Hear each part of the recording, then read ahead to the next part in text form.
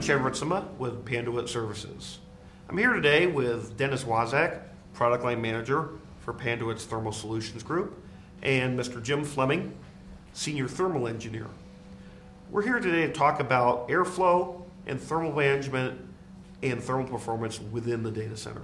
Airflow management and thermal optimization is one of the leading things that you can do to make your data center run more efficiently, make sure that you're maximizing your operational spend, as well as pursuing green and corporate stewardship initiatives.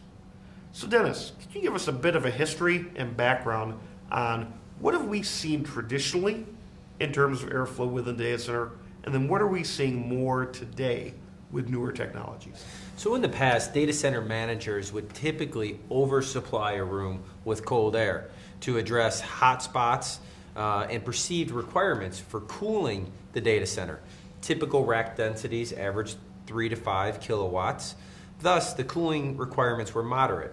You got away with the overcooling, but you weren't pushing the envelope on your operational efficiencies. You just smoothed over the imperfections. So these increasing densities make it less appealing to solve the problem with overcooling. Overcooling uses more energy, which uses more money. Just as an example, when you're supplying more air, your fans have to run at increased speeds. A 20% increase in fan speed actually translates to a 50% increase in electrical power usage by that fan.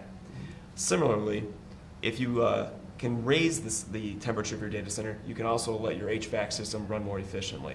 A general rule of thumb is that for every degree you can raise your data center temperature, you can save 2% on your HVAC system costs. So by raising your supply temperature from, say, 62 degrees Fahrenheit to 72 degrees Fahrenheit, you can actually save about 20% on your total HVAC operating costs.